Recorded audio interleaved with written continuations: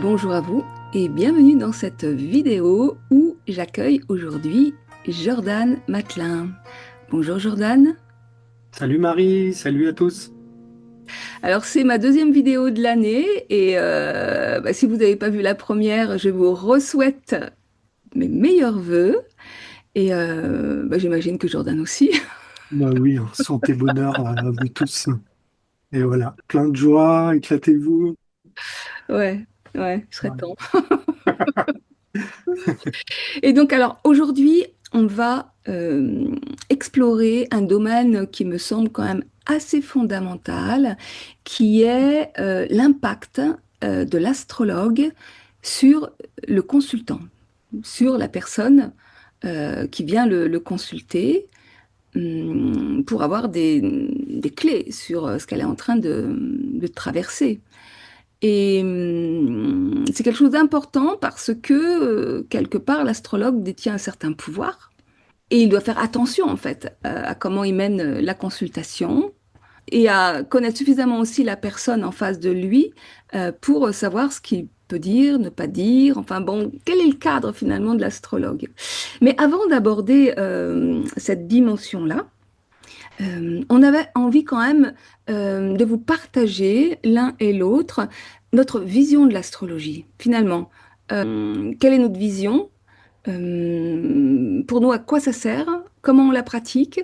Enfin voilà, dire quelques mots parce que ça me semble quand même important. Il y a autant d'astrologie que d'astrologues. Alors déjà, dans l'astrologie, quand on va regarder les différents zodiaques, les différentes domifications, les différentes méthodes, il y en a déjà ouf, quelques centaines. Mais alors après, si en plus il y a différentes astrologies en fonction de l'astrologue, ça vient compliquer la chose. Donc forcément, moi j'ai ma vision. Jordan a sa vision, vous avez votre propre vision. Alors, on va essayer d'être le plus concret et pédagogique possible, en sachant qu'il y a peut-être des novices parmi vous, des débutants. Et donc, on ne va pas rester dans des termes trop ésotériques. Si on les emploie, on essaiera de les décrypter un petit peu. Puis si on en oublie quelques-uns, n'hésitez pas de poser des questions dans les commentaires et on s'attachera à y répondre lors d'une prochaine émission. Donc voilà. Alors, est-ce que tu veux démarrer, Jordan, pour expliquer déjà en quelques mots, enfin, l'idée, hein, je rappelle, hein, on est dans des causeries, donc l'idée c'est d'échanger de façon spontanée, de rebondir. Donc je suis pas là en train d'interviewer Jordan parce que j'ai eu quelques commentaires. Pas forcément avec Jordan d'ailleurs, mais avec d'autres intervenants. Mais bon, la vocation de ma chaîne, elle est justement de faire des causeries, des échanges. Et donc, ça fait aussi partie de ma façon de voir l'astrologie et de la transmettre. Mais bon, je te laisse la parole, Jordan. Non mais oui, voilà, c'est des discussions, du partage, et puis ça permet de laisser passer des choses naturellement. Ouais. Alors moi j'ai une histoire, enfin, bon, je pense qu'on a chacun une histoire propre avec l'astrologie, toi comme moi. Moi, ça m'a permis dans un premier temps vraiment de me découvrir personnellement et de découvrir des facettes de mon intériorité hein, qui n'était pas consciente, qui n'était pas consciente, qui n'était pas mise en lumière. Et, euh, et donc ça a débuté comme ça, la découverte de mon thème, tout d'abord en astrologie occidentale, où j'étais ascendant Lion, avec Mars-Saturne sur la tête, etc. Voilà. Et puis après, dans mon parcours spirituel, je me suis intéressé à la méditation transcendantale qui venait d'Inde. Et là, j'ai découvert l'astrologie indienne. Donc basculer sur le zodiaque sidéral. Euh, donc là, une autre perception encore de moi, hein. Alors que quand je suis né, les planètes, elles étaient au même endroit, hein. C'était toujours le même bonhomme. Mais le regard sur moi et sur mon thème euh, avait changé par rapport à ça. Et puis encore, il y a très peu de temps, j'ai changé d'Anayamsa, hein, qui décale mon Mars qui passe à l'ascendant en chute. Donc il y a encore un autre aspect que j'ai vu de moi à ce moment-là. Et encore une fois, bah, c'est toujours le même bonhomme. Mhm. C'est la perception à travers de ça, de l'astrologie, qui m'a permis de voir différentes facettes par différents prismes de l'astrologie Ouais. que j'ai pu avoir. Et tout était juste au bon moment. C'est-à-dire que la perception de moi-même que j'avais à ces moments-là, ben, c'est celle que je devais avoir à ce moment-là pour pouvoir évoluer et progresser euh, à travers ce que j'étais au plus profond. Hmm. Et je découvre encore, je ne sais pas ce qui se passera par la suite. Mais voilà, pour moi, ça a été une grande découverte comme ça qui évolue. Ouais, qui évolue. Alors, avant d'aller regarder, parce qu'on s'était dit que on pouvait définir un petit peu notre perception de l'astrologie à partir de notre propre thème. Mais bon, avant de passer dans cette étape, je vais raconter moi l'astrologie. Et moi, l'astrologie, elle est arrivée très tard dans ma vie. J'avais 38 ans. Ça a été une telle explosion, une telle révélation que je me souviens encore le moindre détail de la première consultation. Moi, j'ai eu et puis d'ailleurs, quand on voit mon thème en sidéral aujourd'hui, ça explique le pourquoi du comment, enfin du sens, du vrai sens. Mais à cette époque, j'étais encore la tête dans le guidon par rapport à mon histoire. J'avançais, je ramais, mais c'était compliqué. Ceci dit, j'arrivais à une période de ma vie où je commençais à sortir la tête de l'eau et où je commençais, enfin parce que ça naissait à l'intérieur de moi, c'est-à-dire que le processus de guérison qui était à l'œuvre m'amenait à me connecter à plus grand que moi. Parce qu'en fait, c'est ça. C'est-à-dire que j'ai vraiment vécu toute une première partie de vie où j'étais réduite à ma seule dimension de chair, comme si ma dimension symbolique n'existait plus. J'en avais perdu l'usage des mots, j'en avais, enfin, très compliqué même de penser. Parce que j'avais la mémoire fracassée, j'étais interdite en fait de penser l'histoire que j'avais vécue, la violence qui m'avait été faite, voilà. Et donc voilà, petit à petit ça s'ouvrait et un jour dans un catalogue, je vois une annonce d'un astrologue, il faisait de l'astrologie karmique. Et il habitait à 20 kilomètres de chez moi. Il proposait donc une premier entretien par téléphone et tout ça. Alors moi, pour qui déjà l'astrologie, c'était quelque chose de complètement barré, de complètement étranger, de complètement tout ce qui était de l'ordre des plans subtils, de l'intuition, c'était des choses qui m'étaient pas accessibles, dont j'avais peur. En fait, j'en avais peur. Et pour cause, c'est ma nature profonde et j'ai fini par comprendre combien, en fait, ça rejoint un petit peu le texte de Nelson Mandela, hein, c'est ce qui nous fait le plus peur, c'est bien notre lumière, c'est pas notre ombre. Bref, et donc là, voilà, astrologie karmique, c'est quoi ce truc qui avait pas plus ésotérique? Et pourtant, j'y vais.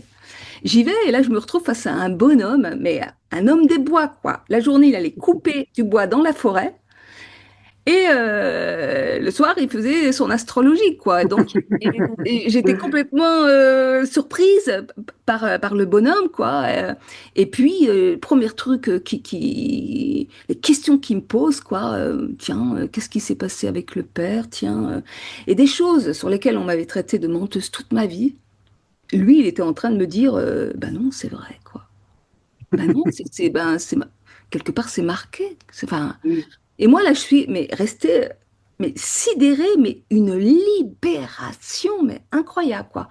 Et je suis sortie de là, 4 heures de consultation quand même, une première consultation de naissance, donc on avait fait ça vraiment à fond. Puis lui, il travaillait pas avec l'ordinateur, hein. À l'époque, c'était encore pas très au point, tous ces trucs-là. Donc tout à la main, enfin, enregistré. Et donc à partir de là, j'ai commencé à m'intéresser. J'ai acheté des bouquins, j'ai voulu comprendre. Moi, de toute façon, il fallait que je comprenne. Première partie de vie, il avait vraiment fallu que je comprenne. Et donc là, bah, j'ai découvert l'astrologie, puis celle qui se pratiquait le plus couramment, l'astrologie tropicale, et sans même connaître que le sidéral existait.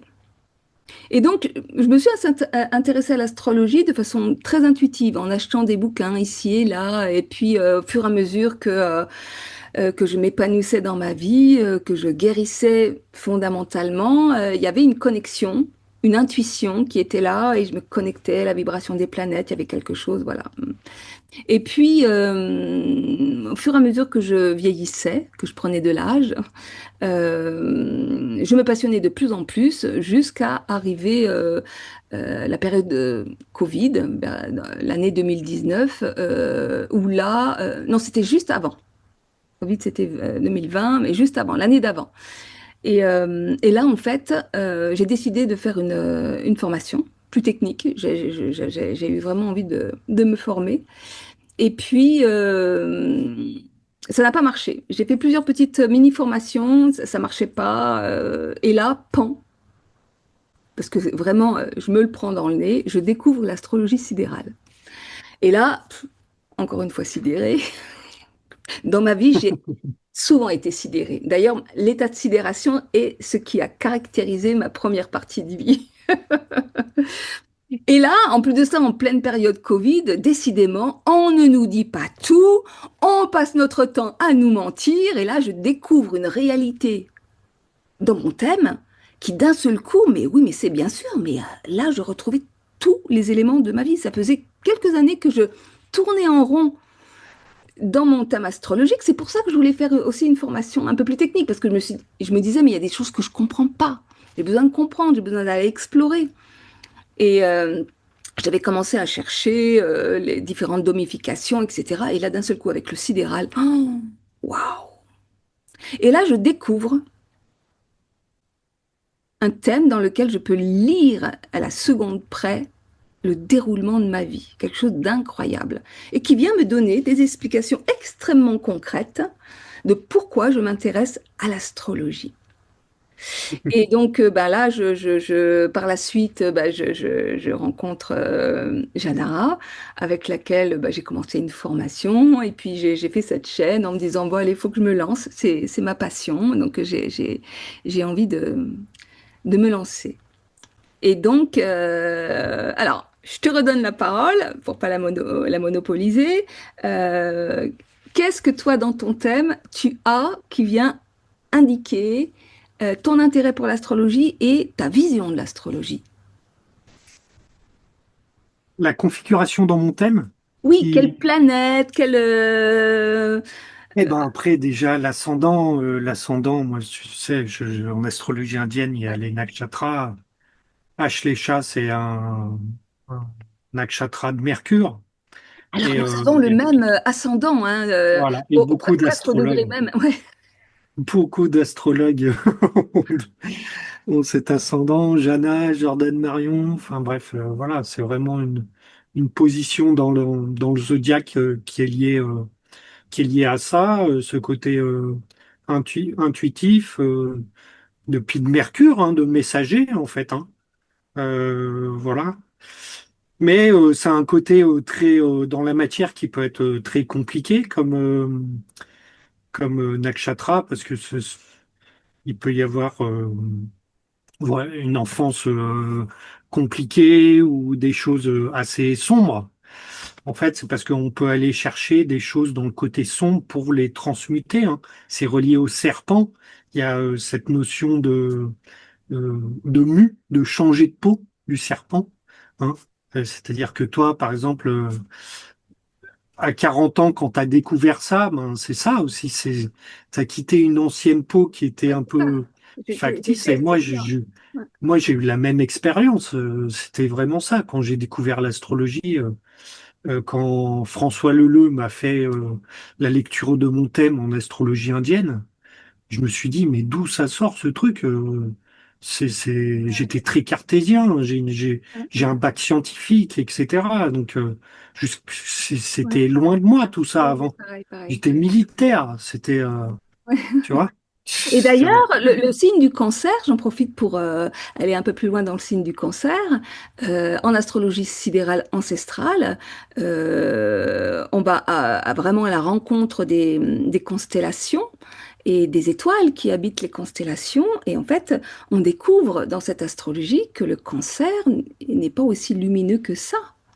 C'est-à-dire qu'il y a, notamment en lien avec la nébuleuse qui a en son centre, une grande zone où finalement les natifs de ce signe, c'est-à-dire ceux qui ont l'ascendant, qui ont leur soleil ou des planètes même hein, dans cet endroit, ça peut en fait leur faire vivre des choses de l'ordre de la nébuleuse, c'est-à-dire je vois pas plus loin que mon nez, je Ah suis oui, les perdue, illusions, l'illusion. des Et illusions, le cancer peut être dans une illusion ouais, constante, total. hein. Et donc, l'idée, en fait, justement, de cette, quand on l'a à l'ascendant, on est donc dans le domaine de l'expérientiel, hein, puisque ça vient nous donner les circonstances des expériences qu'on va vivre dans notre vie. Et donc, ça va nous demander d'apprendre à voir au-delà des apparences. Oui, oui, c'est ça. Mais c'est Voilà, vraiment. et de voir Et plus loin que notre nez, et donc d'apprendre à regarder le ciel et la terre. oui, oui. Puis c'est beaucoup par les ressentis de l'intuition. Tu vois, le serpent, il voit pas. Il est sous la terre, il est lié à Ouais. la terre, mais c'est du clair ressenti. C'est vraiment c'est un animal qui va percevoir les vibrations très subtiles. Mais oui, il peut être caché, il peut y avoir un côté. Voilà, moi j'étais aussi un petit peu introverti, hein. J'ai un côté ermite qui Ah bah oui, commence à se dégager, mais je peux avoir ce côté ah oui, oui, très ermite, ouais, ouais, voilà, ouais, ouais. Exactement. tu Alors vois. après, Non, bah après, quand j'ai découvert cette lecture de thème par François Leleu, je me suis dit, mais, et tout comme toi, mais qu'est-ce que c'est que ce truc qui sort? Ça venait taper mon mental. ouais. Ça, ça, Mais ça- qu'est-ce qu'il y a dans ton thème? C'est-à-dire où se trouve ton soleil, ton axe du dragon? Ah Enfin, bah après, parce que par exemple, moi, bon, on a le même ascendant, après, d'accord? oui, On a le même ascendant. Mais après, moi, j'ai mon soleil en Vierge, maison 3, en opposition avec Jupiter en Poisson, en maison 9. Et donc déjà, ben, Jupiter Poisson, il est dans son domicile. Dans la maison neuve. Donc, mon intérêt déjà pour ce qui est plus grand que moi, pour la spiritualité, mais qui pourtant longtemps m'a été interdit, hein, puisqu'en fait, il fallait que j'apprenne à m'en approcher d'une façon concrète. Voilà. Et en fait, petit à petit, dans ma vie, c'est vraiment ce que je fais avec l'astrologie, c'est de relier en fait l'infiniment grand avec ce Jupiter en Poisson et dans ma maison 9, hein, où il y a quelque part une quête d'expansion. Hein, c'est comment j'ai besoin de m'ouvrir à l'inconnu, d'aller explorer, oui, le mystère, l'étrange, voilà. Et donc cette attirance pour l'astrologie, je pense que, comment dire, ce Jupiter y est pour beaucoup, d'autant plus qu'il est le maître de mon nœud sud en Sagittaire et en maison 10. Donc c'est comme si quelque part il y avait des mémoires déjà, hein, d'astrologues, ou en tous les cas de prophètes, d'intérêt pour la philosophie, pour la oui, spiritualité, enfin, etc., etc. Et en fait, entre ce jeu d'opposition entre ce Jupiter et ce Soleil qui est aussi conjoint à ma Vénus, en Vierge et Maison 3, il y avait quelque chose qui avait besoin de tisser des liens entre l'infiniment grand et l'infiniment petit, et de le transmettre, parce que dans la maison 3, on a envie de transmettre, on a envie de décortiquer les concepts un peu trop ésotériques dans quelque chose de beaucoup plus concret, de beaucoup plus, oui, voilà, accessible en tous les cas, oui, oui. Puis euh, mettre et un peu de la rationalité aussi de la par rapport. rationalité. Et ça, je l'ai fait toute ma vie, hein, d'ailleurs, avec tous les concepts un peu trop ésotériques, parce qu'il n'y a pas qu'en astrologie, hein. Au départ, moi, dans ma vie, euh, j'ai, pour m'aider dans mon chemin, j'ai été amenée à lire des ouvrages extrêmement théoriques en psychanalyse. Hmm. Je veux dire, moi, j'ai niveau bac plus 8 hein, en psycho. J'aurais pu passer un doctorat, tellement j'ai lu, j'ai lu, j'ai lu, j'ai lu. Aujourd'hui, je serais bien incapable de lire ce type d'ouvrage parce que moi, en Mm. fait, j'ai tout gobé, mais après, il a fallu justement, que je fasse le tri et comment rendre ça digeste, pouvoir en parler, pouvoir expliquer, pouvoir, voilà. Donc, j'ai toujours aimé faire ce travail de dégrossissement et puis c'est le travail de la Vierge, hein, de digérer et de pouvoir retransmettre en fait dans cette maison 3. Et puis ça vient aussi résonner avec cet axe du dragon qui se trouve dans la maison, qui traverse l'axe 6-9, maison 6-12, excuse-moi. L'axe 6-12, avec donc la queue du dragon en Sagittaire et la tête du dragon en Gémeaux. Et donc, Mm. qu'est-ce que ça a fait, ça, dans ma vie? Eh bien, en fait, la vie, elle n'a pas arrêté de m'apporter des situations où la réalité que je décrivais comme l'ayant vécue était toujours contrecarrée en me disant, c'est pas vrai, tu rêves, tu mens, tu racontes n'importe quoi.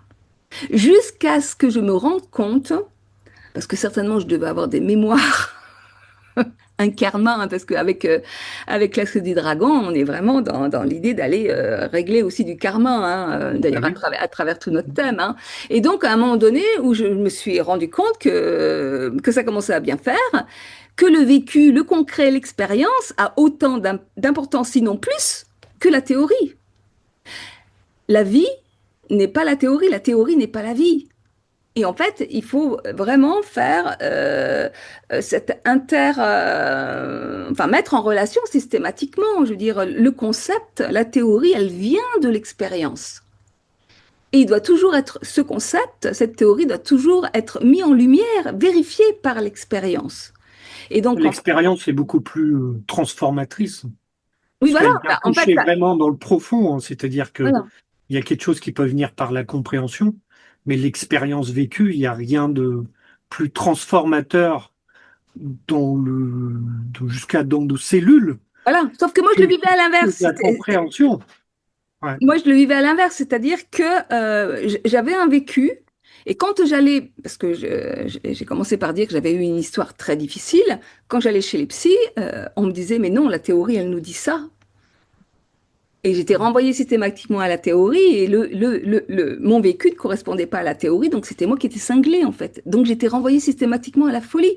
Et donc j'essayais de rentrer dans les petites cases de la théorie, et les professionnels, les sachants, ne remettant pas en cause cette théorie, bah moi j'étais juste condamnée à crever. Donc à un moment donné, j'ai dû faire mon petit bonhomme de chemin, et comprendre que finalement, puisque personne ne croyait la réalité que j'avais vécue, si moi je ne la croyais pas, ben, j'allais en crever. Et donc, à partir de là, bon, j'ai vraiment intégré qu'on ne pouvait pas bannir le vécu, la réalité. Et en fait, en astrologie, c'est exactement ma pratique. Et c'est l'objet aussi de ma chaîne, hein, c'est-à-dire comment on fait le lien finalement entre les grandes théories de l'astrologie, où on nous donne des définitions de planètes, enfin une technique, des méthodes, etc., avec la réalité du terrain. Et parfois, j'ai des petits commentaires sous les vidéos qui viennent me dire ah oui, mais vous ramenez toujours tout à votre expérience. Bah oui, je vois pas C'est la seule laquelle que des tu pires. connais? C'est la seule que je connais, Edine. Et, et donc, il y a aussi celle de l'intervenant que j'ai en face de moi. Hein, et l'idée, c'est de faire Oui. un lien entre ce qui est en haut et ce qui est en bas. C'est l'idée même de l'astrologie. Parce que Mm. finalement, cette astrologie, c'est quoi? C'est des milliers d'années d'observation où en regardant ce qui se passe dans le ciel, on a mis en corrélation ce qui se passait en même temps sur Terre et qu'on en a déduit des choses. Ouais, c'est ça. C'est le principe de base c'est l'analogie. L'analogie Voilà, entre l'analogie. correspondance des planètes, du ciel, avec une manifestation terrestre. C'est que ça, hein. C'est le lien et à travers le symbolisme Voilà. qui se fait. Et donc, Voilà. j'en parlais justement il y a 2 jours avec Jordan Marion, avec qui j'ai fait une vidéo sur l'astrologie hellénistique et les méthodes de prédiction. Et en fait, je lui posais la question, mais comment est-ce qu'on fait pour choisir finalement les méthodes, les zodiaques, les techniques qu'on va utiliser? Ben, c'est parce qu'en fait, on peut le vérifier concrètement que ça marche. C'est-à-dire que c'est à travers la pratique, à travers les consultations sur nous-mêmes déjà, hein, puisqu'on nous sommes la première personne sur laquelle nous appliquons cette théorie, cette connaissance, d'accord? Et, euh, et si ça marche pas, moi je sais que personnellement, pendant des années, j'ai tenté d'appliquer l'astrologie tropicale et de rentrer dans les petites cases de l'astrologie tropicale et je me suis cognée. À plusieurs reprises, je me cognais, ça ne Hum, fonctionnait pas. Par hum. contre, quand j'ai découvert le sidéral, à un moment donné, c'est quelle libération, quoi. Hein. Mais ça colle, mais complètement. Tout est pour moi cohérent. Et Oui, après, moi, sur les deux systèmes, entre l'occidental et... Tu vois, j'avais fait une vidéo et pour moi, l'occidental qui est un système fixe, hein, je veux dire, dans 100 ans, ça sera toujours le 21 mars, le début du bélier. Donc, il y a la fixité, l'immobilisme de ce zodiaque en relation, enfin, en, en contre, on a le zodiaque sidéral qui prend en compte le mouvement des planètes et ah la oui, précession des équinoxes. de l'univers. Et moi, j'ai toujours fait ce parallèle entre la vue de la petite personne égotique, du personnage, de l'avatar qu'on porte, hein, de notre costume, et de la dimension qui est très mortelle, hein, voilà, matérielle, qui peut très bien, on peut très bien se reconnaître à travers ça, à travers nos comportements, à travers l'astrologie occidentale. Mais on n'a pas cette dimension derrière plus subtile de l'inconscient, des choses où si on a déjà travaillé un petit peu sur nous en profondeur, ce thème sidéral va tout de suite répondre, allumer des lumières qui sont déjà qui était déjà un petit peu là en bribe. Et, ah bah oui, c'est vrai, c'est ça en fait. Ça, c'est juste. Je l'avais toujours ressenti au plus profond de mon cœur que c'était comme ça. Et là, ça se met en lumière. Parce qu'en fait, c'est plus juste. L'impermanence est dans le cours de notre incarnation. Hein. C'est une loi d'incarnation, c'est que tout bouge et tout change et on ne peut pas laisser fixer les choses comme ça. Et moi, j'ai toujours fait cette analogie-là entre euh, le, le thème occidental qui va être plus relié au personnage et à l'ego. Et d'ailleurs, il a été fixé au moment du philosophe Aristote, et Aristote qui était le disciple de Platon. Et pour lui, Aristote, l'homme était la finalité, c'était la finalité de l'évolution. C'est-à-dire qu'il n'y avait rien après lui. C'était l'homme qui domine tous les autres règnes, moi premier, etc. Et c'est moi qui dois assouvir mon pouvoir, etc. Cette pensée, elle est encore énormément présente aujourd'hui. Alors que Platon, lui, il était eh ben, dans l'évolution de l'homme au sein du cosmos avec cette impermanence et accepter voilà, le fait qu'on change. Et c'est à ce moment-là, là, cette pensée d'Aristote, qui était grecque, hein, donc le début de la période hellénistique, c'est l'astrologie grecque. C'est là qu'a été fixé le zodiaque là. Alors à ce moment-là, ils correspondaient, les deux zodiaques correspondaient. Il n'y avait pas beaucoup de différence. Même en astrologie indienne, ils ont travaillé sur ce zodiaque qui était tropical. C'est après, je crois que c'est au 8 ou 9e siècle où on est repassé sur le sidéral. Mais, euh, mais voilà, et pour moi, c'est des perceptions. Plus on va vers la justesse de la réalité, en fait, plus on trouve notre dimension réelle et notre dimension holistique, profonde, en dehors de la matière. Mais en plus de ça, quand on regarde vraiment, c'est passionnant de regarder les différences entre les deux pratiques, hein, pratique tropicale, pratique sidérale, parce qu'en fait, le tropical, il est vraiment centré sur les saisons. Et donc, Oui. en fait, bah, effectivement, il y a du changement dans les saisons, mais en fait, ça revient toujours. Il y a quelque chose d'éternel qui tourne en rond et qui, de fixe. voilà. Oui, Alors que le sidéral, lui, il est centré vraiment sur les étoiles, parce que ce que n'est pas donc le cas de l'astrologie tropicale, qui ne prend pas en compte la réelle position des étoiles dans le ciel. Le tropical ne fonctionne pas avec les constellations, avec la réalité des constellations, parce qu'il y en a qui vont étudier les constellations avec un zodiaque tropical, mais en fait, ils tombent forcément à côté, parce qu'en fait, il y a 25 degrés d'écart quand même aujourd'hui, hein. Donc, quand on va dans le sidéral, eh bien, non seulement on fonctionne avec les 12 constellations du zodiaque, on fonctionne avec la position des étoiles, la position astronomique des étoiles, mais on fonctionne avec l'ensemble des constellations du cosmos, de notre galaxie, de tout ce qu'on voit dans le ciel en fait, hein. Et donc, c'est imbibé de mythologie. Et là, vraiment, ça ouvre, c'est une astrologie qui ne cesse d'aller vers l'inconnu, qui n'est que mouvement, parce que le point vernal bouge, et même ce qu'on appelle les étoiles fixes, qui, soi-disant, ne bougent pas, même si elles bougent extrêmement peu, elles bougent quand même. ben, bien sûr. Voilà. À notre Et donc, échelle, elle bouge pas, mais tout bouge. voilà, Tout tout le bouge. temps. Voilà. Et donc, c'est ça qui est passionnant. C'est ça qui est passionnant. Oui, Pour moi, c'est tellement le reflet de la vie, du vivant, qu'on ne peut pas enfermer dans de la théorie. Avec le tropical, on enferme les choses dans de la théorie, on enferme l'homme dans sa personnalité, dans une finalité qui s'arrête avec lui-même. Alors que dans le sidéral, waouh, on est dans le mystère de la vie, quoi. exactement. De toute façon, on est en constante évolution. Tu vois, même le personnage, Lego, je suis pas le même bonhomme que quand Non, il bien y a sûr. 5 minutes.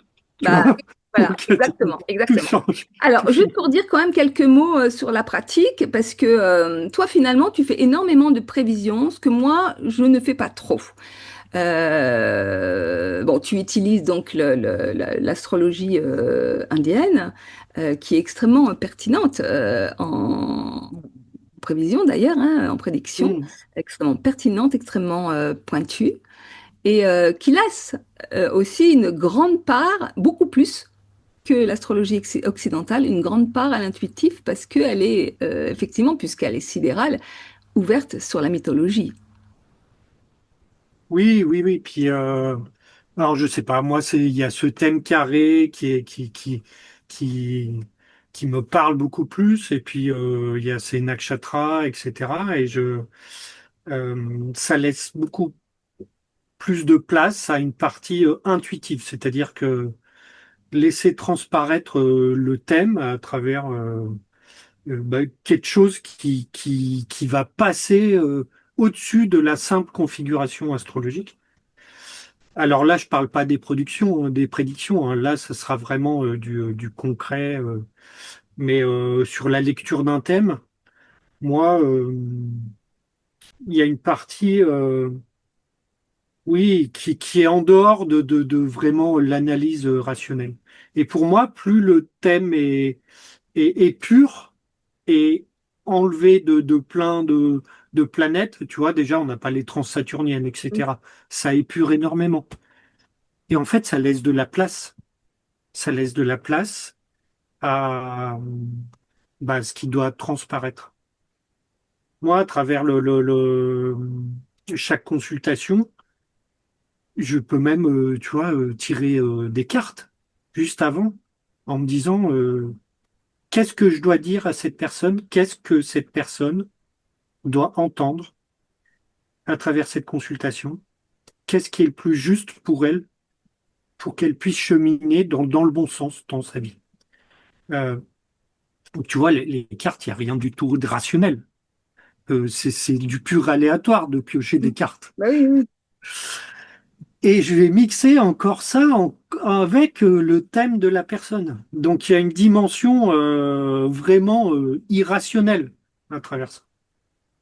En revanche, j'assois ça sur une grosse connaissance des planètes, des maisons, voilà, et qui va laisser transparaître, qui va me donner en fait des points parce que c'est comme si l'intuition, des fois, elle part, mais elle a besoin de se rattacher à quelque chose dans le thème pour suivre un fil. Et là, à ce moment-là, ben, je vais voir telle planète, tel nakshatra. Hop, ça me fait penser à ça. Et je vais faire une analyse et ça suit son fil comme ça. Hmm. Mais il n'y a rien de très... il y, a il y a des élèves où il y a un moment, moi aussi, j'avais besoin de beaucoup de rationalité, de me dire, ah bah telle planète, telle maison, c'est ça, etc. Eh ben non, ça, parce que ça peut laisser transparaître plein de choses, tu vois. Alors, parce que je sais qu'on a la même vision là-dessus, c'est-à-dire que l'astrologie, ce n'est pas une séance de voyance, en fait, hein. C'est-à-dire que ça vient, enfin, pour moi, en tous les cas, c'est vraiment un outil, d'abord, qui permet de canaliser c'est un cadre, un cadre qui permet de canaliser mon intuition. J'expliquerai après comment je pratique, parce que j'ai vraiment une pratique très, pas normale, hors norme. Mais ça permet de canaliser une intuition. Mais je veux dire, en clair, ma question, ce serait qu'est-ce que la personne qui vient consulter un astrologue et à quoi elle est en mesure de s'attendre? Quelles sont les réponses qu'elle peut obtenir? Parce que c'est vrai que quand on va pas forcément s'adresser à un astrologue par curiosité. Il y en a qui le font, mais Bien sûr. en général, on y va parce que on traverse une période difficile, qu'on a besoin de sens, qu'on est perdu, enfin, etc. Et moi, à travers ma propre expérience à moi, je me suis rendu compte qu'en fait, l'astrologie, ça a apporté du sens et un sentiment de normalité. C'est-à-dire que ça vient plus nous donner des clés pour comprendre comment on peut accompagner un processus de vie, c'est-à-dire comprendre à travers finalement le thème qu'on a en face de nous, qui se conjugue toujours avec le thème de naissance, ça va nous permettre de comprendre où est-ce qu'en est la personne, qu'est-ce qu'elle vit actuellement, et la lumière. C'est-à-dire que il y en a qui font des thèmes sans jamais rencontrer la personne en face, c'est-à-dire qu'ils vont faire des trucs par écrit. Moi, je trouve ça impossible, parce que pour moi, Oui. un thème, c'est vivant, et en fait, ça ne peut pas se dispenser du vécu de la personne, parce que c'est un langage théorique, un thème, et que si on n'a pas le vécu, c'est-à-dire la façon dont la personne vit l'expérience, bah pour moi, c'est, excusez-moi de l'expression, c'est de la merde. Bah oui, Au oui, plus oui. fort. Moi, j'en ai fait, c'est un moment des analyses purement rendre voilà. Mais c'était pas du tout en adéquation avec ce que. Et puis j'ai tout de suite arrêté, en fait, hein. Non, puis c'est Moi, même la dangereux de faire ça consultation, bah parce oui, que en fait, selon la personne en face qui va nous mettre exactement. sur le Ah plan ouais, d'un non, non, dieu, non. c'est s'il a dit ça, c'est donc qu'il a raison et donc on risque de l'enfermer, hein. Oui, oui, Mais oui. avant d'aller dans justement l'impact que ça peut avoir, bah, l'idée c'est déjà bien de définir en fait à quoi ça sert l'astrologie. Après, l'astrologie indienne, ça s'appelle le Jyotish, tu vois. C'est la science de la lumière. Et si tu veux, ça veut tout dire déjà. C'est-à-dire que c'est faire prendre conscience, mettre de la lumière, voilà, discerner que la personne puisse avoir du discernement sur ce qu'elle a vécu et sur ce qu'elle est en train de vivre. Et lui permettre aussi de voir des perspectives futures à travers des fois des ressentis qu'elle a rejetés, etc., qui sont là, qui sont latents, mais qui sont venus que par des petits signes ou des petites synchronicités, mais où elle a tellement peur de passer à l'action, etc. Et là, la consultation, elle va pouvoir mettre en lumière ça, et puis on va lui dire, mais non, mais ça c'est juste. Allez-y, foncez, c'est le boulevard est devant vous. Ou voilà, moi c'est vraiment à chaque consultation, le truc c'est et d'ailleurs c'est un espace vibratoire qui s'ouvre avec la personne. Ouais. C'est pas qu'une consultation, voilà, mais c'est vraiment mettre en lumière ce qu'elle vit en ce moment Ouais. et puis lui donner des perspectives sur son futur. Et puis si vraiment elle a des choses qui lui parlent mais qu'elle a jamais osé, et ben là j'appuie dessus et j'appuie et j'appuie et j'appuie en disant allez-y, votre âme Mais- crie de passer à l'action, ouais, ouais, n'ayez ouais. pas peur, il faut Oui, c'est bouger ça. Bah, c'est pas et l'idée, il c'est faut pas de enlever pas les avoir peurs. peur, c'est normal d'avoir peur, C'est normal d'avoir peur, mais à un moment il faut mais faut faire l'attaque. c'est bien par là qu'il faut aller. Et ça me fait penser vraiment aussi à des aspects de nous-mêmes, hein, de notre caractère, de notre personnalité. Enfin, pas de notre caractère, parce que le caractère, c'est pas la même chose, mais la personnalité, qu'on va avoir tendance à bannir, à dire, ah, mais ça, c'est pas bien, c'est un défaut, etc. Puis d'un seul coup, dans le thème, l'astrologue va nous dire. Ah ben oui, il y a des aspects comme ça. Vous êtes quelqu'un qui a besoin de prendre le temps, qui va lentement, enfin, etc. Je me souviens d'une personne en particulier qui sans arrêt était en train de se flageller en disant mais j'arrive à rien, je suis trop lente. Et en fait, toute son enfance, elle s'était fait mais casser sur ce truc-là, alors qu'en fait c'était un talent. Et oui, Et donc, en fait, elle repart de là, on peut repartir de là, c'est vraiment toujours cette question du sens, ou d'un seul coup, mais non, mais ce n'est pas un défaut, c'est bien un talent, et il s'agit d'apprendre à vivre avec, de m'accepter, et de transformer ce défaut en talent. Et ça, je trouve que c'est vraiment... En ça, l'astrologie, elle est vraiment précieuse, extrêmement précieuse. oui, oui, puis oui, c'est ça, c'est de s'accepter vraiment comme on est, sans se juger. On peut avoir, tu vois, moi, mon Mars qui est en chute à l'ascendant, ben, je peux avoir des énergies yo-yo ou je vais avoir une énergie énorme pendant 3 jours où je peux déplacer des montagnes.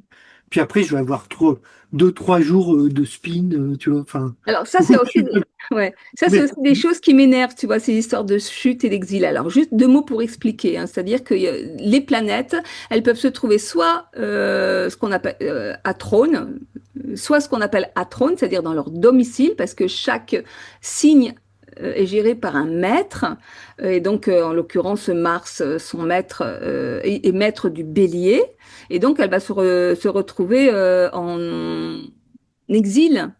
Non, en chute ou en exil, je sais jamais. Tellement ça m'énerve. en En exil exil en balance. dans la balance. Et moi, justement, j'ai un Mars en exil dans la balance. Et donc,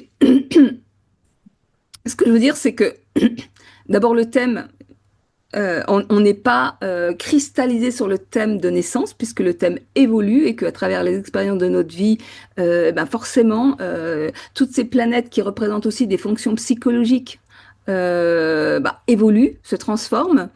Et que si mon Mars Balance a été effectivement très mis en mal, c'est-à-dire ma capacité à agir, ma capacité, euh, enfin tout ça a été mis à mal toute une première partie de vie. Aujourd'hui, moi j'adore mon Mars en exil. Je l'adore parce que en fait, je veux dire, c'est un Mars Balance, c'est aussi le guerrier pacifique. Mhm. Et en fait, il a enfin, chaque planète, hein, c'est pour ça que les petites étiquettes, hein, tout de suite, quand on vient dire chute, exil, à un moment donné, ils ne sont pas condamnés à être négatifs, à Oui, être oui, c'est mauvais. des termes astrologiques, ça. Oui, mais Après, ça, il y a, je trouve qu'il faut faire vachement attention à toutes ces choses-là. Vachement oui, attention. mais ça, c'est les termes et le dialogue astrologique qui est comme ça. Après, il y a aucune, à la limite, mauvaise configuration. Tout est juste et doit être vécu. Par contre, ça permet de comprendre certaines énergies. Le but, c'est de les harmoniser et de bien les vivre. Et toujours avoir, sur chaque configuration, pour moi, il y a le mauvais côté de la facette et le bon côté de la facette. Et plus une configuration peut être compliquée, plus l'autre côté de la facette, c'est alchimique et encore plus lumineux. Oui, C'est-à-dire qu'en astrologie indienne, un Mars en chute, eh ben, il peut y avoir des configurations qu'on appelle des yogas qui vont être rattrapées et qui peuvent transmuter Mars et en faire quelque chose de super bénéfique. Tu vois, Einstein, il y avait Mercure en chute. Albert Einstein. Oui, non, mais voilà, Voilà. tout à Et fait. Mercure, Oui, la oui, planète de oui, l'intelligence, était oui, oui, en oui, chute. bien sûr, bien Et sûr. le gars, bon, voilà, c'était. Et donc Donc, là, pour je te vais en dire. profiter pour faire une passerelle sur ma pratique. Parce que en fait, à partir de ce langage théorique qui est le thème astrologique, euh, comment l'interpréter afin qu'elle soit au plus proche de la réalité de la personne. Et moi, puisque j'ai longtemps été fâchée avec l'intuition et les plans subtils, c'est devenu un don, un talent. Et je pratique aujourd'hui, enfin depuis plusieurs années maintenant, la lecture d'âme.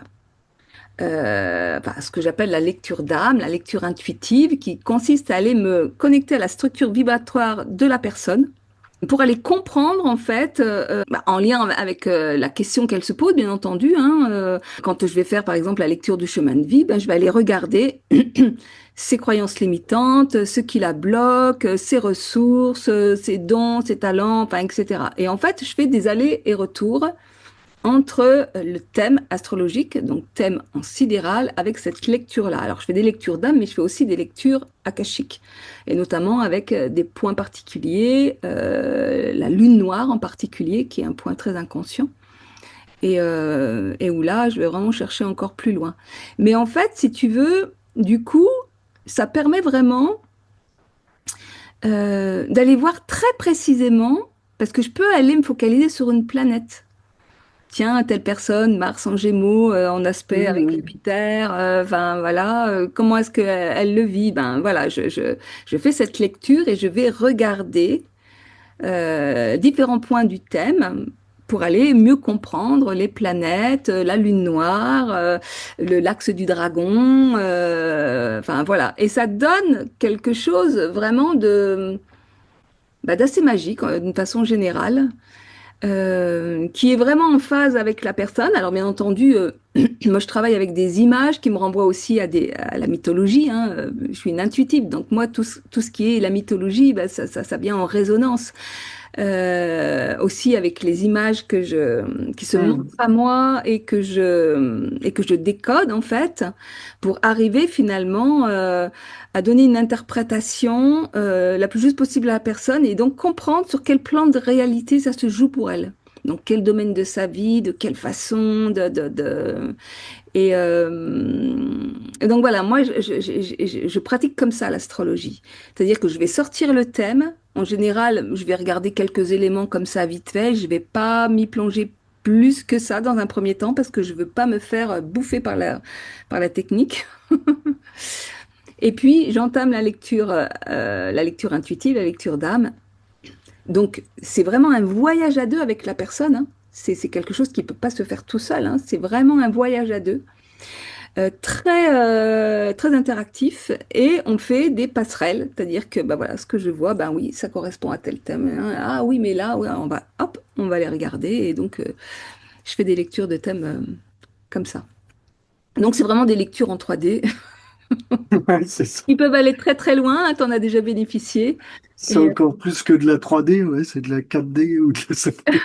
euh, Non, mais c'est super. Hein. Moi, quand tu m'as fait ma lecture sur la Lune noire, hein, ouais, c'était vraiment, voilà, on va vraiment en profondeur sur des blocages archaïques. Hein. Tu vois, puis moi, c'était ça, hein, cette expression, la parole, de ne pas dire. ouais. Et voilà, Et, hein, c'est et des donc là, c'est très inconscient. ouais, et là, c'est hyper important. Donc pour revenir à cette histoire du cadre de l'astrologue, en fait, hein. C'est-à-dire jusqu'où je peux aller. C'est-à-dire qu'à un moment donné, surtout quand on travaille sur des choses qui sont a priori inconscientes, euh, comment ce que je perçois, même si c'est vrai, je ne peux pas le plaquer sur la personne si elle est en incapacité de l'entendre, de l'assumer. Mais dans chaque consultation avec le consultant, en fait, c'est vraiment par rapport au niveau, enfin, niveau de conscience. C'est un peu arbitraire de dire ça, mais en fait, il y a certaines choses que la personne en face est en capacité de prendre conscience et d'accepter. On peut aller jusqu'à une certaine profondeur, moi, pour moi, voilà. Je peux avoir des personnes un peu plus rationnelles où il va falloir que je sois plus dans le concret. Et puis dès que je vais aller trop en profondeur, je sens que c'est comme si on verse de l'eau dans un verre et puis une fois que c'est plein, c'est plein. Ça sert à rien tu vois, d'en mettre encore plus parce que la personne, elle a eu ce qu'elle avait besoin d'entendre à ce moment-là. Et c'est pour ça que chaque consultation a presque une note de profondeur par rapport à ce qu'elle a besoin d'entendre et à la capacité d'accueil en face.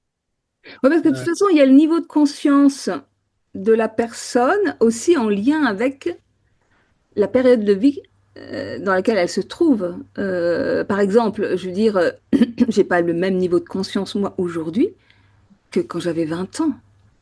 ah oui, Et oui, donc, il bah y a ça tout à fait. si on m'avait déroulé ma vie, en plus de ça, il n'était pas bon de dérouler ma vie, puisque moi, quand on regarde mon axe du dragon, il fallait que j'aille dans l'expérience.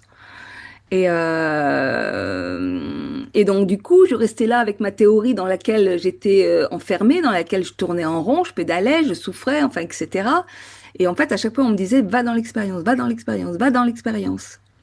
Oui, Et donc, si on était venu me raconter déjà toute ma vie, mais je ne serais pas allée dans l'expérience. Donc, à un moment oui, donné, à un moment donné, euh, et c'est marrant parce que pour avoir déjà travaillé avec des gens qui avaient le même projet de vie, je me suis rendu compte que Nonor Gémeaux, attention, tout n'est pas à dire.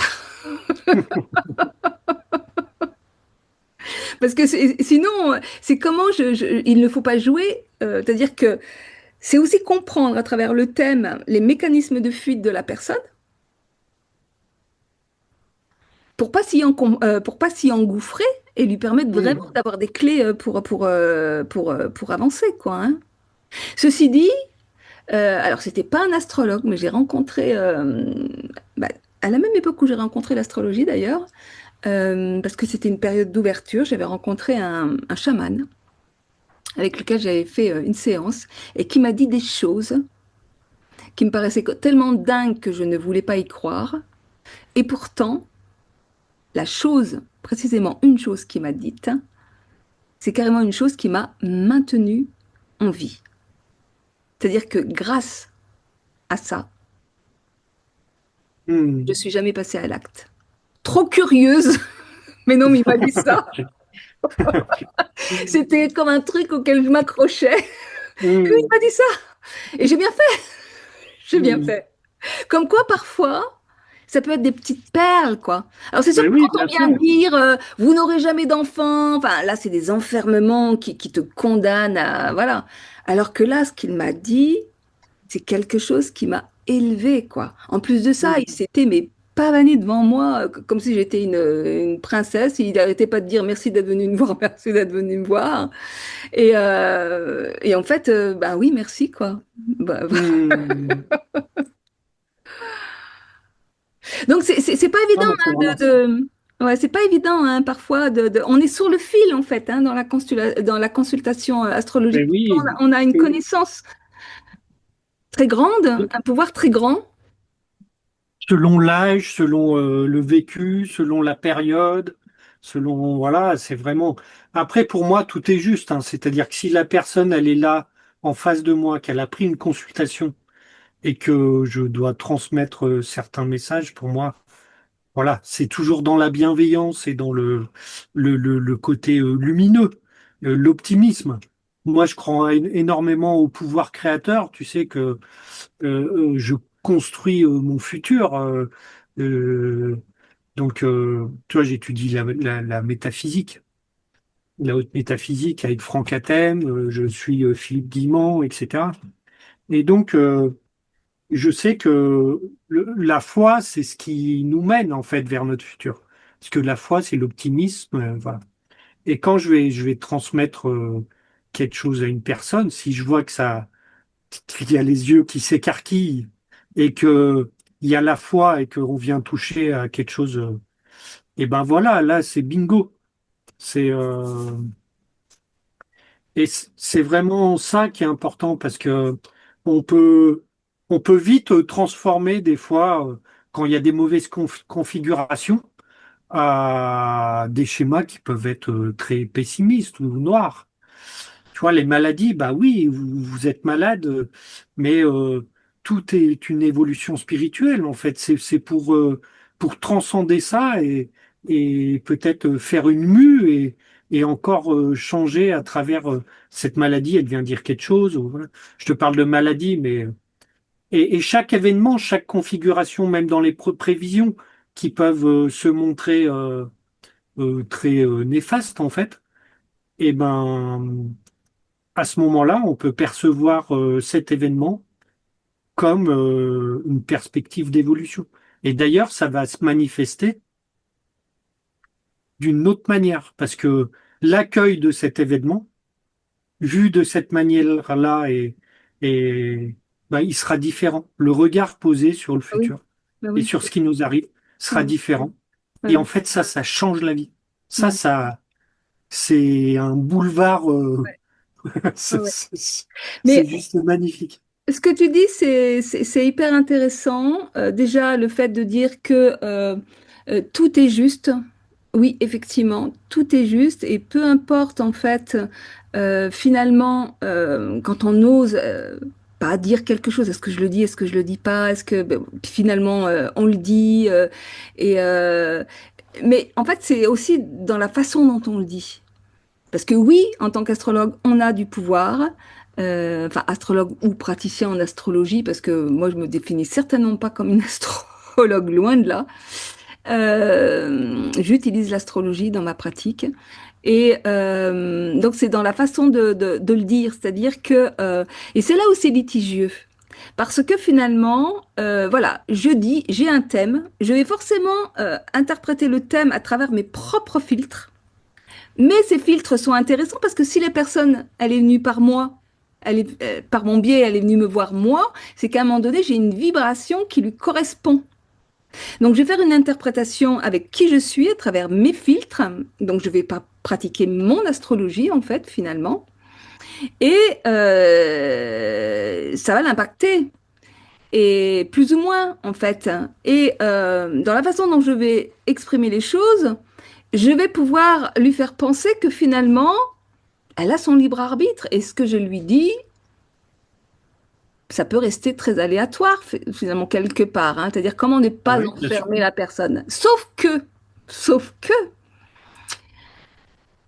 moi, à travers la pratique de l'astrologie, je me suis rendu compte qu'en fait, il n'y avait pas de libre arbitre.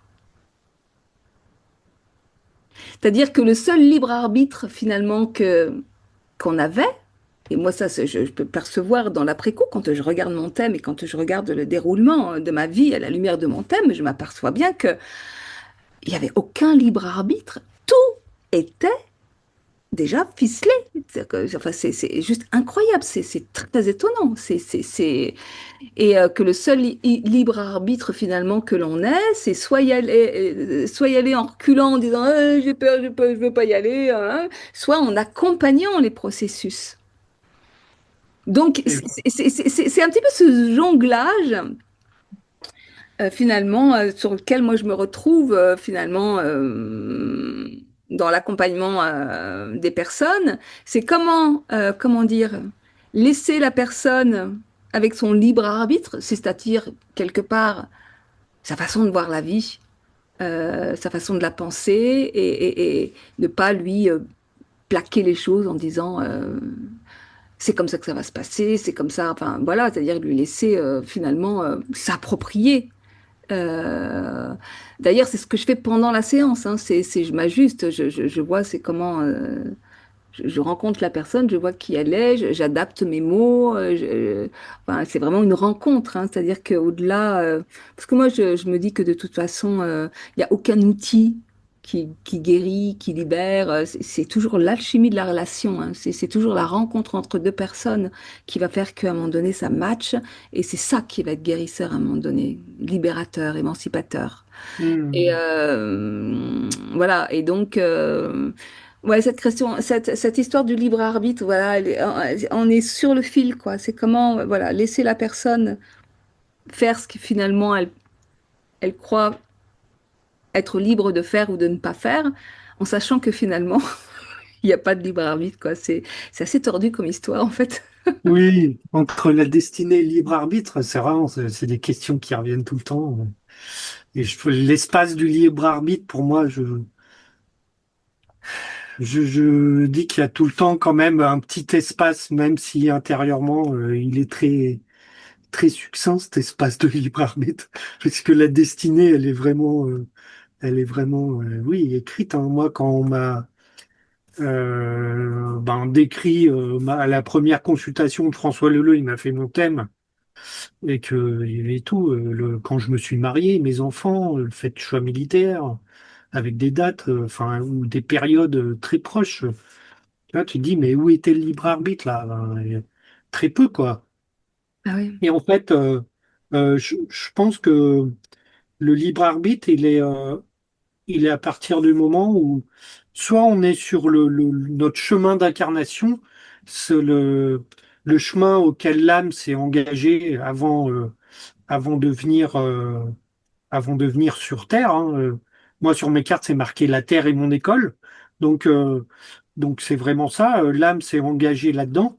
Tant que l'âme est sur son parcours qu'elle a choisi d'expérimenter, eh ben, elle suit sa destinée euh, euh, classique, en fait, hein, sur son chemin. Et dès que notre libre arbitre, pour moi, donc l'attachement à l'ego, va nous dévier de cette destinée de l'âme, et ben plus on va avoir des événements qui vont nous ramener, qui vont nous dire, eh oh, là, tu t'écartes de ton chemin, là. C'est pas la bonne voie. Boum, on te met un burn-out parce que tu ne dois pas faire ça. Ton chemin, il est ailleurs. Et là, il va y avoir une prise de conscience. On va essayer d'aller voir ailleurs. Ça va nous mettre dans nos retranchements. Et hop, là, on a quand même le libre arbitre. Soit je m'enfonce là-dedans et je fais de la dépression et tout jusqu'à temps que je comprenne que je suis trop loin de mon chemin d'âme, entre guillemets, et je vais revenir. Donc en fait, j'aurais fait un détour. Donc le libre arbitre, il est peut-être là, mais le chemin de la destinée, il est droit. Et une fois que on a repris notre chemin, eh ben tout file droit parce que notre âme est en accord avec ce qu'on est au plus profond de nous et ce qu'on doit vraiment réalisé dans notre incarnation. Et puis peut-être qu'on va faire une rencontre qui va encore nous dévier un petit peu. Puis on va se prendre le mur de l'autre côté en se disant merde, boum, je me chope un accident et tout, qu'est-ce qui m'arrive, tout ça. Ah bah non, c'est pas là que tu dois aller, tu dois retourner là. Si tu veux, donc si pour moi, c'est comme si tu as le chemin de la destinée, là, tu vois. Et puis, bah, tu fais des écarts avec des yo-yo et il y a les événements de la vie. Et plus tu es en accord et aligné avec ton état d'être profond, ce que tu dois réaliser, et ben plus tu es dans le chemin de ta destinée et tout déroule sans besoin d'avoir des claques, entre guillemets, tu vois.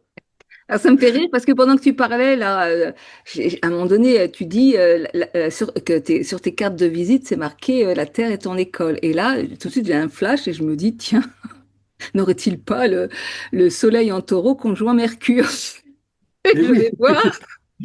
Et c'est exactement ce que tu as. Soleil conjoint Mercure en taureau et en maison 11. Hein. Donc là, on est vraiment dans le terrain dans l'école de la vie en maison 11. Hein. oui, oui, oui, C'est la oui. Et grande puis tu école. vois, Oh, voilà. Bah oui, et puis je t'ai pas répondu tout à l'heure par rapport à ma configuration sur l'astrologie. Mais, euh, mais oui, tu déjà les chats, cancer. Ma lune, elle est dans maison 10 dans un nakshatra qui s'appelle Ashvini, tu vois. Ashvini, c'est lié aussi un petit peu à la guérison, tu vois, mais on peut en fait guérir par la parole. En fait, l'astrologue, ça peut, ça peut parler comme un soin, en fait, parce qu'on va mettre de la lumière sur la vie des gens ouais, un petit peu. On va être juste transmetteur pour mettre de la lumière. ouais. Et puis moi, j'ai une configuration particulière. Tu sais, on appelle un Kalasarpa Yoga, c'est-à-dire que j'ai l'axe de mes nœuds lunaires et j'ai toutes les planètes d'un même côté de l'axe de mes nœuds lunaires. Donc c'est vraiment un thème déséquilibré en fait, hein, voilà.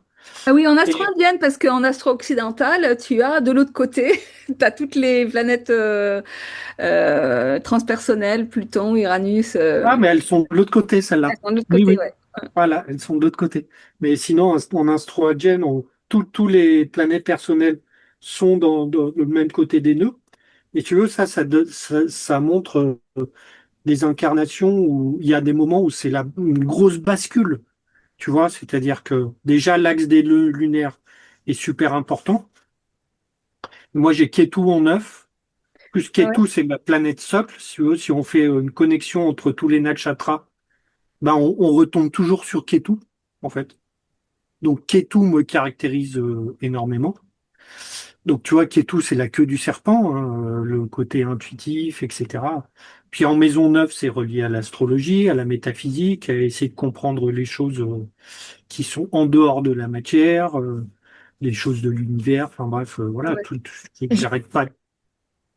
Juste pour repréciser, en astrologie occidentale, on dit que Ketu, la queue du dragon, c'est d'où on vient, et Rahu, la tête du dragon, c'est où l'on va. Alors en astro-indienne, c'est un peu différent, mais ceci dit, c'est un axe qu'on appelle le projet de vie et qui vient définir quand même un chemin, un chemin karmique, hein, qui doit être rééquilibré en fait. Euh, Exactement.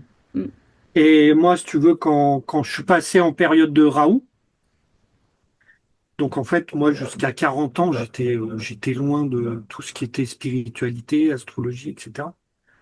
Et en fait, la bascule, elle s'est faite quand je suis passé dans une grande période de nœud lunaire. Et, et là, boum, l'autre partie du thème.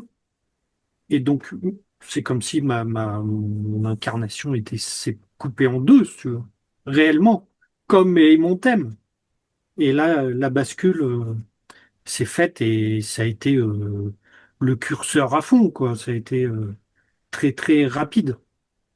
Et parce que je devais ça mais tout ce que j'ai vécu avant devait être vécu à travers cette vie dans la matière, dans l'armée, ma construction familiale, etc. Voilà. Et Ah puis ouais, parce que maintenant, finalement, afin de se réaliser, on a besoin d'aller libérer ce qui est enfermé parfois dans des zones très obscures mm, de nous-mêmes, et que pour libérer ces zones, ces dons, ces talents, là où se trouve notre essence, eh bien, la vie nous envoie des épreuves euh, avec lesquelles on va se battre et se débattre tant bien que mal. ouais, Et qu'on le veuille ou non, bah, de toute façon, on va se retrouver là-dedans, hein. Chacun a sa fausse à purin, je dirais. Et, euh, et que ça sert à rien d'aller accuser le monde entier de la fosse à purin dans laquelle on trempe, parce que de toute façon, on est né avec. Et, et que l'idée, bah, c'est toujours, c'est comment accompagner les processus. Comment accompagner les processus pour arrêter de se battre parce que quand je dis que finalement notre libre arbitre, il se situe dans la posture qu'on a vis-à-vis des événements de notre vie, hein. C'est soit je me bats contre et je vais souffrir parce que je vais oui, contre un processus de métamorphose. Donc en fait, c'est comme si on empêchait la chrysalide du papillon, enfin le papillon d'éclore en fait, hein. Donc forcément, il souffre, hein. Soit j'accompagne les processus et à ce moment-là, ben, on va laisser le papillon naître et pour naître, le papillon, il a besoin de se frotter les ailes contre son cocon et c'est au prix de ce frottement et donc quand même de ce combat, donc il y a quand même de toute façon une souffrance qu'il va pouvoir fortifier ses ailes parce que en frottant comme ça, ben, il fait arriver le sang. Ses ailes se fortifient, c'est comme ça qu'il peut s'envoler, hein. Donc, quoi qu'il en mm, soit, c'est le libre arbitre, c'est soit on va dans les épreuves, dans l'expérience de la vie avec beaucoup de souffrance, en se battant, en c'est allant ça. contre, en résistant, soit on Ouais. y va en accompagnement, en accompagnant, Et, euh, et là, bah, forcément, il y a une souffrance naturelle hein, qui fait partie de la vie, voilà. Mais on est quand même dans le sens de la vie, quoi. Et pour moi, c'est ça vraiment la consultation astrologique. Là, on doit mettre vraiment la conscience sur ce qu'est en train de vivre à ce moment-là la période, hein, la personne.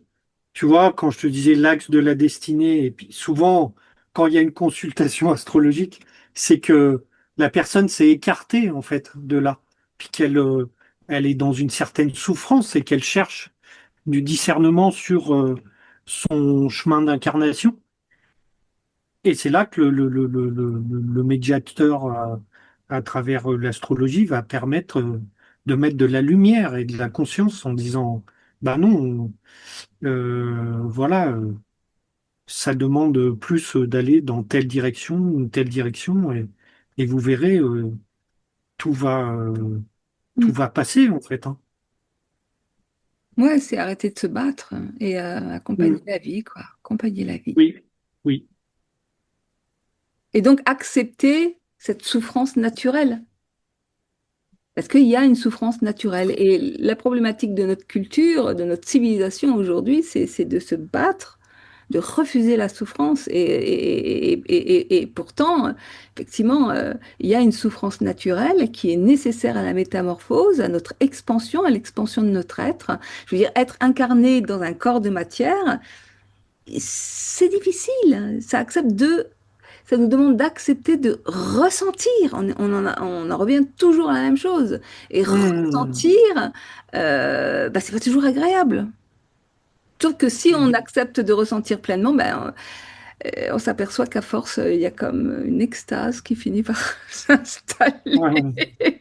Et où Et finalement, puis, ce qui nous était insupportable avant va se traverser comme une. Enfin, je fais référence très spécifiquement au cancer que je viens de traverser là, où je me dis, mais c'est quoi ce truc là, cette bombe qui est venue exploser dans ma vie, qui m'a fait traverser des souffrances ultimes, mais qui finalement, parce que j'ai accompagné ça, m'a fait vivre des choses ben, absolument incroyables de l'ordre de la béatitude, de la grâce, alors que j'étais dans des souffrances physiques absolument extrêmes. mm. C'est, Mm. on est dans des paradoxes là complètement incroyables. Et pourtant, ça existe, hein, ça existe. Mais après, on peut aller chercher du discernement vraiment. Enfin, c'est la foi en l'avenir, mais aussi, moi, il y a un moment où comme tout le monde, on cherche du discernement tout le temps. Et je me couche, avant de m'endormir, je me disais dans mes rêves, amenez-moi des synchronicités, des petits signes. Et rien que le fait d'envoyer ces intentions-là, je ne sais où, hein, la source, l'univers, vous l'appelez n'importe comment, Dieu, le divin, ce que vous voulez. Et ben, ça arrive de plus en plus. Et on se dit non, c'est incroyable. Et plus on chemine là-dedans, plus notre foi grandit. Et moi, j'arrive à être guidé à travers des synchronicités, des choses qui peuvent paraître, ouais, comme, comment dire, ouais, des trucs incroyables qui sont là, mais qui vont me répondre à mes questions. Mm. Et ouvrir ce petit espace-là, chez des gens qui peuvent être très fermés, ça demande que à s'ouvrir, en fait. C'est comme si c'était en attente de ça, si tu veux, tu vois. Oui, Mais oui. qu'on était trop fermé, que l'humain, il s'était trop renfermé à ça, alors que cet espace, il demande qu'à être ouvert par peut-être des petits trous au début. Ouais. Mais tu sais, moi, ce Travers que un je me suis espace. souvent dit, c'est que finalement, notre être, pour s'expanser. Quand il n'arrivait pas à passer par l'intérieur, il passait par l'extérieur. C'est-à-dire que finalement, quand on décide d'aller voir quelqu'un pour se faire aider, c'est comme si quelque part, on donnait l'autorisation à notre être, à notre énergie de se manifester à travers un autre pour s'entendre dire ce qu'on a besoin de s'entendre dire. Mais oui. Oui, Et oui. que, on en revient à la question du soi qui intègre le nous, le collectif, hein, c'est-à-dire que rien n'est séparé et que quand je fais une rencontre alchimique avec un autre, quel qu'il soit, parce que Non. l'alchimie, ça donne pas forcément le résultat de béatitude. Parfois, ça peut être un truc, paf, je me suis pris ça en pleine figure et puis finalement, ça m'a réveillé, quoi. Hein. Hmm. Voilà, donc, mais ça se manifeste. Hein, c'est vraiment l'histoire des synchronicités. C'est-à-dire, c'est comment les synchronicités, enfin, pour moi, tout est synchronicité, tout est signe, Mais tout. Enfin, oui, on peut c'est partir ça. dans vraiment, quand on commence à s'ouvrir à cette grande bibliothèque qui est le monde, qui est l'univers, le cosmos. En fait, on lit dans n'importe quoi. Il y en a qui lisent dans du marc du café, nous, on lit dans les étoiles, mais on peut lire Ah oui. dans la panne d'une machine à laver, dans notre pot d'échappement qui tombe par terre, dans le voisin qui se met à gueuler, le chien qui hurle, ou au contraire, toutes ces belles choses tiens, ce matin, j'ai reçu un cadeau, mais alors complètement inattendu. Tu vois, mais tout est Oui, oui. message de l'univers parce que nous sommes ce tout en fait. Nous sommes ce tout et ce Ben tout oui. s'adresse à nous en permanence quoi. Et donc c'est qu'est-ce que je vais aller piocher aujourd'hui dans ma vie? Ou est-ce que dans Hmm. Hmm. quel livre je vais ouvrir hein, quand on parle des annales akashiques comme si c'était quelque chose qui était Hmm. là-bas, mais non en fait c'est partout. Le conscient et l'inconscient se mélangent en permanence dans toute chose en fait, dans toute chose. Ah ouais. Tout événement, toute rencontre. Toute Ouais. rencontre et qu'est-ce qui va venir appuyer? S'il y a un truc qui me met en colère ou tu vois, mais en fait il vient appuyer sur quelque chose où il y a Ouais. encore quelque chose à travailler là. Qu'est-ce que ça vient appuyer cette douleur? Bon, tu C'est sais, Jordan, le temps passe, il va falloir qu'on se quitte, malheureusement. Il va écoute, falloir s'arrêter. Alors, je ne sais pas si on a traité complètement le sujet, je pense que je non. sais Il y aura certainement des questions, des frustrations. Mais en tous les cas, c'était très sympa. Je te remercie. pas. Ouais. On se retrouve bah, pour la nouvelle lune. Bah, je te remercie pour cet échange très enthousiasmant. Je vous remercie pour votre écoute et je vous dis donc à très bientôt. Au revoir. Salut, salut, ciao, ciao.